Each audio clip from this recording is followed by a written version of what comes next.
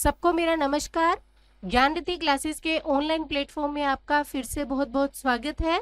मैं हूं डॉक्टर ममता गुप्ता। देखिए, हम आज क्लास लेने जा रहे हैं संख्या ज्ञान की। संस्कृत में हमें संख्या का ज्ञान होना आवश्यक है।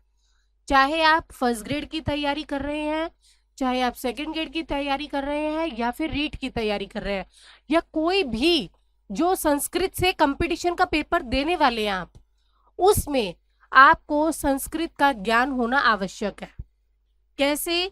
देखो, आपको एग्जाम में पूछते हैं कि जैसे ऑब्जेक्टिव टाइप क्वेश्चन आते हैं आपके पेपर में, है ना, तो उसमें आपके जो ऑप्शंस दिए होते हैं ना, उसके अंदर आपको संख्या ना लिख करके संस्कृत में संख्या दे रखी होती है।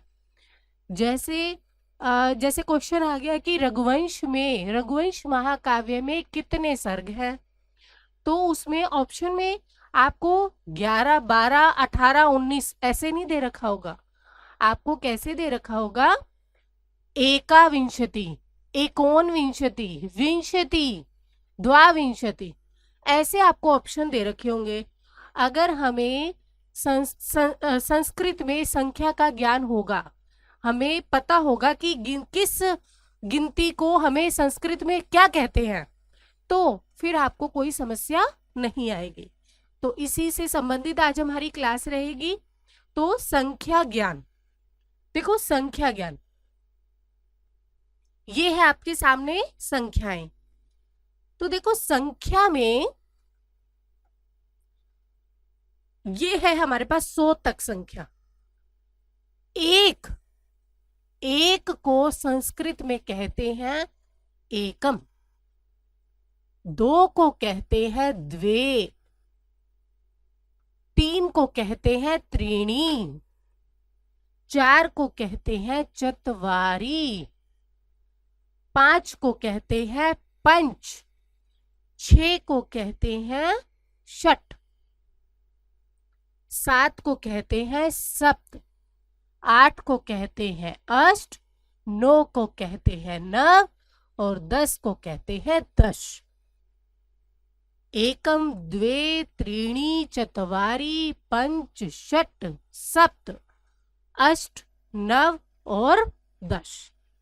ये हो गई हमारी 10 संख्याएं। ठीक है। फिर देखो 11। अब देखो 10 जो है उसके साथ एक और जोड़ दिया तो बन गया 11। 10 के साथ एक को जोड़ा तो बन गया 11। 10 के साथ 2 को जोड़ा तो बन गया 12। 11 को बोला एकादश, 12 को बोला द्वादश। 10 में 3 जोड़ा तो बन गया 13 के लिए त्रयोदश। 10 के साथ चतुर को जोड़ा तो बन गया 14, तो 14 के लिए हो गया चतुर्दश। पंचदश 15 के लिए, 16 के लिए हो गया षोडश, 17 के लिए हो गया सप्तदश, 18 के लिए हो जाएगा अष्टादश, 19 के लिए हो जाएगा नवदश, और 20 के लिए हो जाएगा विंशति। 20 के लिए क्या हो जाएगा? विंशति। अब विंशति के अंदर एक जोड़ा, यानी 20 के अंदर एक जोड़ा तो बन गया 21, तो बोलेंगे 21 को एक विंशति। 21 के लिए एक विंशति। 22 के लिए हो जाएगा द्वाविंशति। 23 के लिए हो जाएगा त्रयोविंशति। 24 के लिए हो जाएगा चतुर्विंशति। वहीं 25 के लिए हो जाएगा पंचविंशति। 26 के लिए आपके पास हो जाएगा षड्विंशति। 27 के लिए हो जाएगा सप्तविंशति। 28 के लिए हो जाएगा अष्टाविंशति। ठीक है। और 29 के लिए हो जाएगा नवविंशति। तो 30 के लिए हो जाएगा त्रिंशत। 30 के लिए क्या हो जाएगा? त्रिंशत। फिर 31, त्रिंशत, त्रिंशत मतलब 30। 30 के अंदर एक और जोड़ा तो बन गया 31। 30 के अंदर एक जोड़ा तो बन गया 31। तो 31 के लिए हो जाएगा एक त्रिंशत। 31 के लिए क्या हो जाएगा? एक त्रिंशत। 32 के लिए हो जाएगा द्वात्रिंशत। 33 के लिए त्रयस्त्रिंशत। फिर 34 के लिए चतुस्त्रिंशत। 35 के लिए पंचत्रिंशत। 36 के लिए हो जाएगा षट्त्रिंशत। 37 के लिए हो जाएगा सप्तत्रिंशत। 38 के लिए हो जाएगा अष्टात्रिंशत। 39 के लिए हो जाएगा नवत्रिंशत। फिर 40 को कह देंगे चत्वारिंशत। 40 को क्या कह देंगे? चत्वारिंशत। फिर चत्वारिंशत के अंदर यानी 40 के अंदर एक जोड़ा तो बन गया 41। 41 दो जोड़ा तो बन गया 42। द्विचत्वारिंशत। 42 को क्या बोलेंगे? द्विचत्वारिंशत। 43 के हो जाएगा त्रिचत्वारिंशत। 44 के लिए हो जाएगा चतुश्चत्वारिंशत। 45 के लिए हो जाएगा पंचचत्वारिंशत। 46 के लिए हो जाएगा षट्चत्वारिंशत। 47 के लिए हो जाएगा सप्तचत्वारिंशत। 48 के लिए हो जाएगा अष्टचत्वारिंशत। और 49 यानी 49 के लिए हो जाएगा नवचत्वारिंशत। और 50 के लिए हो जाएगा पंचाशत। देखो नीचे वाला हमने याद कर लिया। 10, 20, 30, 40, 50। 10 को 10, 20 को विंशति, 30 को त्रिंशत, 40 को चत्वारिंशत और 50 को पंचाशत। ठीक है। अब ये देखो 10 के बाद जब 20 वाली लाइन आती है ना तो 10-10 जुड़ा हुआ है। देखो 1 2 3 4 5 6 7 के साथ 20 के साथ 1 2 3 4 5 6 7 ये जुड़ा हुआ है। त्रिंशत के साथ फिर वही संख्या, फिर चत्वारिंशत के साथ फिर से वही संख्या। समझ आ गई? तो हमें नीचे वाला याद होगा तो हम ऊपर वाले ये अपने आप बना लेंगे। ठीक है। फिर आगे देखो 51। 51 पंचाशत 50 हो गया था। 50 के साथ एक जोड़ा तो बन गया 51। 50 के साथ एक जोड़ा तो बन गया 51। 2 जोड़ा तो बन गया 52। 3 जोड़ा तो बन गया 53। त्रिपंचाशत। 54 के लिए हो जाएगा चतुपंचाशत। 55 के लिए पंचपंचाशत। 56 के लिए षट्पंचाशत। 57 के लिए सप्तपंचाशत। वहीं 58 के लिए अष्टपंचाशत। और 59 यानी 49 के लिए नवपंचाशत। और 60 के लिए हो जाएगा षष्ठी। 60 के लिए क्या हो जाएगा? षष्ठी। षष्ठी मतलब 60। ठीक है। अब षष्ठी इनमें फिर जोड़ दिया आगे। एक षष्ठी 61, द्विषष्ठी 62, त्रिषष्ठी 63, चतुषष्ठी 64, पंचषष्ठी 65, षटषष्ठी 66, सप्तषष्ठी 67, अष्टषष्ठी 68 और नवषष्ठी 69। वहीं सप्तती मतलब 70। सप्तती का मतलब हो जाएगा 70। फिर वही सप्तती के साथ फिर से जुड़ेगा। एक सप्तती 71, द्विसप्तती 72, त्रिसप्तती 73, चतुसप्तती 74, पंचसप्तती 75, षट्सप्तती 76, सप्तसप्तती 77, अष्टसप्तती 78, नवसप्तती 79 और अशीति मतलब 80। 80 मतलब अशीति। फिर वही अशीति जुड़ गया इनके साथ। एकाशीति 81, द्वयाशीति 82, त्रयाशीति 83, चतुराशीति 84, पंचाशीति 85, षडशीति 86, सप्ताशीति 87, अष्टाशीति 88, नवाशीति 89। वहीं नवती मतलब 90, नवती 90, एक नवती 91, द्विनवती 92, त्रिनवती 93, चतुर्नवती 94, पंचनवती 95, षण्णवती 96, सप्तनवती 97, अष्टनवती 98, नवनवती 99 और 100 के लिए हो जाएगा शतम। 100 के लिए क्या हो जाएगा? शतम। शतम मतलब 100। तो ये है हमारी संख्याएं, किसको क्या कहते हैं। अब आप एक चीज और समझना, ये जो एकम है ये है नपुंसकलिंग। देखो इसमें एक है, एका, एकम, द्वौ, द्वे, द्वे,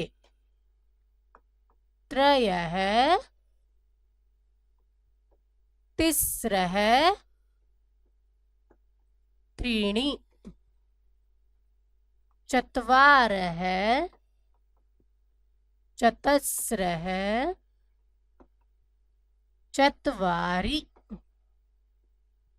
ये है हमारा पुल्लिंग, ये है हमारा स्त्रीलिंग और ये है हमारा नपुंसकलिंग। समझ में आ गई? और फिर 5 जो है ना, 5 के बाद सब सेम रहती है, इनके रूप नहीं चलते। ठीक है, तो पुल्लिंग का एक वचन हो जाएगा एक है, स्त्रीलिंग में हो जाएगा एका, नपुंसकलिंग में हो जाएगा एकम, 2 के लिए पुल्लिंग में हो जाएगा द्वौ, स्त्रीलिंग और नपुंसकलिंग दोनों में क्या हो जाता है? द्वे, द्वे। स्त्रीलिंग और नपुंसकलिंग में दोनों के लिए हो जाता है द्वे, द्वे। पुल्लिंग में 3 के लिए त्रय है, स्त्रीलिंग के लिए तिस्र है और नपुंसकलिंग के लिए त्रीणि। 4 के लिए पुल्लिंग में चत्वार है, स्त्रीलिंग में चतस्र है और वही नपुंसकलिंग में हो जाएगा चत्वारि। इस तरीके से ये ध्यान रखना है थोड़ा सा कि एक है पुल्लिंग में होता है, एका स्त्रीलिंग में होता है और नपुंसकलिंग में हो जाता है एकम। 2 के लिए द्वौ पुल्लिंग में होता है और द्वे स्त्रीलिंग और पुल्लिंग में सेम होता है। फिर 3 के लिए त्रय है पुल्लिंग में होता है, तीसरा स्त्रीलिंग में होता है और त्रीणि नपुंसकलिंग में हो जाता है। 4 के लिए चत्वार है पुल्लिंग में हो जाता है, चतस्र है स्त्रीलिंग में हो जाता है और वहीं चत्वारी जो है वो नपुंसकलिंग में हो जाता है। ठीक है, देखो इसको उदाहरण से समझे तो देखो, अब जैसे मैं एक है कर रही हूं, एक है बालक है, एक है बालक है। बालक शब्द पुल्लिंग है तो उसके साथ एक है लग गया। वहीं एका बालिका, बालिका शब्द स्त्रीलिंग है तो एका लग गया उसके साथ। वही नपुंसकलिंग का शब्द होएगा यहाँ पे फलम, तो बन जाएगा एकम, एकम फलम। अब ये आपके शुद्धि अशुद्धि आती है, तो शुद्धि अशुद्धि में अगर आपको साथ बाल कह के साथ एका लगा दिया तो गलत हो जाएगा ना। बालक शब्द पुल्लिंग है तो पुल्लिंग के साथ एक है पुल्लिंग वाला आएगा, बालिका शब्द स्त्रीलिंग है तो एका आ जाएगा। फल शब्द हमेशा नपुंसकलिंग होता है तो इसके साथ एकम आ जाएगा। ठीक है, वैसे ही 2 का देखो, द्वौ बालकौ, द्वे बालिके द्वे बालिकाः। ठीक है, तो देखो ये हमेशा एक वचन में रूप चलता है इसका। हमारे कोई भी शब्द रूप हम याद करते हैं तो हमारे पास एक होता है एक वचन, एक होता है द्विवचन और एक होता है बहुवचन। एक शब्द के रूप सिर्फ एक वचन में होंगे। द्विवचन द्वौ शब्द के रूप, द्वि शब्द के रूप, ठीक है, द्वि शब्द के रूप हमेशा द्विवचन में होंगे और 3 और 4 के रूप हमेशा बहुवचन, यानी बाकी जितने भी हैं वो सब बहुवचन में हो जाएंगे। एक वचन मतलब एक, द्विवचन मतलब दो और बहुवचन दो से ज्यादा। दो से ज्यादा के लिए क्या आ जाता है? बहुवचन। तो बहुवचन में रूप चलते हैं बाकी जितने भी है उनके। ठीक है, तो एक शब्द जो है उसका सिर्फ एक वचन में रूप चलेगा। तो राम शब्द का जब रूप करते हैं तो हम राम है, रामऊ, रामः। ये है एक वचन, ये है द्विवचन और ये है बहुवचन। यही होता है। तो एक वचन में राम है होता है तो एक है के साथ बालका लग गया। ठीक है, द्विवचन में रामऊ होता है तो बालकऊ हो गया द्विवचन, क्योंकि दो है, दो के लिए द्विवचन, एक के लिए एक वचन और दो के लिए द्विवचन। तो दो के लिए द्विवचन यानी इसके द्विवचन वाले रूप चलेंगे। तो बालकऊ लग गया, तो बालकऊ के साथ हो जाएगा द्वौ बालकऊ। क्या हो जाएगा? द्वौ बालकऊ। स्त्रीलिंग में देखो, स्त्रीलिंग में बालिका शब्द का रूप कैसे चलता है? रमा की तरह, रमा, रमे, रमः, रमा, रमे, रमः। तो देखो बालकऊ पुल्लिंग में हो गया तो द्वौ हो गया पुल्लिंग का। स्त्रीलिंग में बालिका, बालिके, बालिकाः, बालिका, बालिके, बालिकाः। तो सॉरी, इधर द्वे आ जाएगा, नपुंसक लिंग है ना, नपुंसक लिंग में इधर आ जाएगा। हाँ, एक मिनट,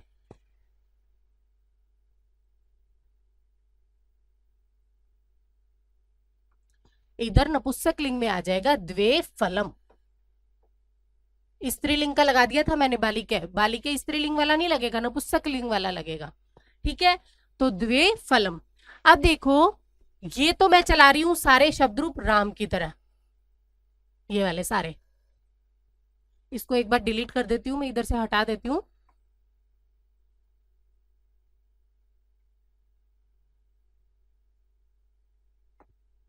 देखो ये सारे चलते हैं एक ये सारे हैं पुल्लिंग। ये क्या है? पुल्लिंग। ये हो जाएगा स्त्रीलिंग और ये हो जाएगा नपुंसक लिंग। मैंने एक एक शब्द ले लिया, पुल्लिंग का बालक ले लिया, स्त्रीलिंग का बालिका ले लिया और नपुंसक लिंग का फल शब्द ले लिया। अब इनके साथ मैं संख्याएं लगा रही हूं। पुल्लिंग के बालक की बात करेंगे तो एक है लग गया, स्त्रीलिंग की बालिका की बात करेंगे तो एका लग गया, नपुंसक लिंग के फल की बात करेंगे तो एकम लग गया। फलम, एकम, फलम। ठीक है, फिर द्विवचन की बात करें, दो, द्वौ बालकौ, द्वौ बालकौ। अब स्त्रीलिंग की बात करें तो बालिके, रमे होता है इसमें द्विवचन में तो बालिके हो गया। बालिके के साथ स्त्रीलिंग का दो का रूप होता है द्वे, द्वे बालिके। फिर फल शब्द का हम जब रूप करते हैं तो फल शब्द का बन जाता है हमारे पास, एक वचन होता है फलम, द्विवचन होता है फले और बहुवचन होता है फलानी। फलम, फले, फलानी। तो द्वे फलम, द्वे नपुंसकलिंग शब्द लगाया तो फलम, फलम नपुंसकलिंग है तो द्वे का नपुंसकलिंग हो जाएगा द्वे, फलम द्वे, द्वे फलम। ठीक है, ये हो गई बात। फिर उसके बाद तीसरे का करें हम तीन के लिए, तो तीन के लिए देखते हैं।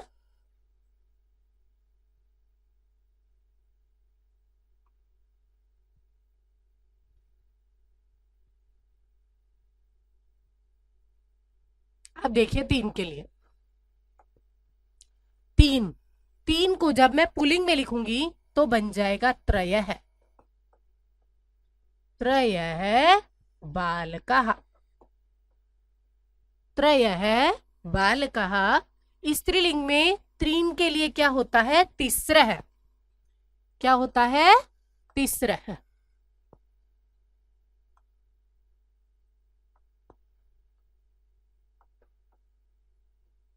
तीन के लिए होता है तिस्रः और बालिकाः, तिस्रः बालिकाः। और नपुंसक लिंग में होता है हमारे पास त्रीणि, त्रीणि फलानि, त्रीणि फलानि। इधर भी हमारे पास फले हो जाएगा। देखो ये शब्द रूप चल रहे हैं, राम है रामौ रामः, बालका है बालकौ बालकाः। अब स्त्रीलिंग में चलता है बालिका बालिके बालिकाः, बालिका बालिके बालिकाः। फिर फल फलम फले फलानि, शब्द रूप कैसे चलता है? फलम फले फलानि। अब 1 के साथ तो हमारा बालका हो गया, 2 के साथ बालकौ हो गया और 3 के साथ बालकाः हो जाएगा। 1 के साथ बालिका, 2 के साथ बालिके, 3 के साथ बालिका, ये स्त्रीलिंग का रूप हो गया। नपुंसक लिंग में 1 के साथ फलम, 2 के साथ फलम फले, 3 के साथ फलानि। बात समझ में आई कि ये जो है ये सारा पुल्लिंग है, ये हो जाएगा स्त्रीलिंग सारा, और ये हो गया नपुंसक लिंग। बात समझ में आ रही है कि एक के, मैंने आपको क्या कहा है, एक शब्द का रूप सिर्फ एक वचन में चलता है। अब मैं देखो एक वचन लिखूं, राम है, राम है, ये वाला एक वचन का लगा, और इसका द्विवचन होता है रामौ और बहुवचन होता है रामः। ये एक वचन में एक, द्विवचन में द्वौ और बहुवचन में त्रयः, तो लग गया इनके साथ बालका बालकौ बालका। ठीक है। वहीं स्त्रीलिंग में एका, स्त्रीलिंग में द्वे, स्त्रीलिंग में तिस्रः। तो बालिका शब्द का रूप करें तो बालिका, बालिके, बालिकाः। एक बालिका, द्वे बालिके, तिस्रः बालिका। ठीक है। फिर नपुंसक लिंग की बात करें तो नपुंसक लिंग के रूप चल जाते हैं फलम, फले, फलानि, एकम फलम, द्वे फले, त्रीणि फलानि, एकम फलम, द्वे फले, त्रीणि फलानि। ठीक है। फिर चतवारी के 4 का भी रूप चलता है, वो भी बहुवचन में बनता है, तो यही लगेंगे। तो बहुवचन में देखो यही वाले सब लगेंगे ना, ये एक वचन के रूप हो गए, ये द्विवचन के रूप हो गए, ये बहुवचन हो गया, है ना। तो बहुवचन में देखो चत्वारः, चत्वारः के साथ बहुवचन का क्या लग जाएगा? रामः। पुल्लिंग है ना, ये पुल्लिंग में राम शब्द का आ गया बहुवचन, तो रामः। स्त्रीलिंग में होता है चतस्रः, तो इसके साथ हो जाएगा बालिकाः।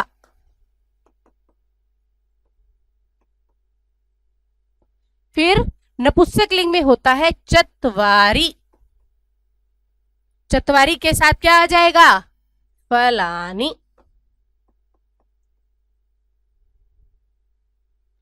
बात समझ में आई? 4 के हमेशा बहुवचन में रूप चलते हैं, तो बहुवचन यही तो है हमारे पास। बहुवचन का हमें ये पता है, पुल्लिंग में चत्वारः कहते हैं, स्त्रीलिंग में चतस्रः कहते हैं और नपुंसक लिंग में चत्वारि कहते हैं। तो इनके साथ मैंने पुल्लिंग का लगा दिया, स्त्रीलिंग का लगा दिया, नपुंसक लिंग का लगा दिया। अब आपको शुद्धि अशुद्धि में पेपर में क्वेश्चन आते हैं, तो शुद्धि अशुद्धि में सपोज आपको चतस्रः दे दिया, यहाँ पे चतस्रः के साथ रामः दे दिया, तो क्या ये सही हो जाएगा? इसमें पूछेंगे शुद्ध क्या है, अशुद्धि क्या है, तो शुद्धि पता लग जाएगी ना कि राम शब्द का बहुवचन लगा दिया इन्होंने तो, और जबकि चतस्रः जो शब्द है वो स्त्रीलिंग है, तो हमें स्त्रीलिंग का लगाना था, तो ये लगाना था बालिका, रामा थोड़ी लगाना था। तो गलत, हमें अशुद्धि पता लग गई ना।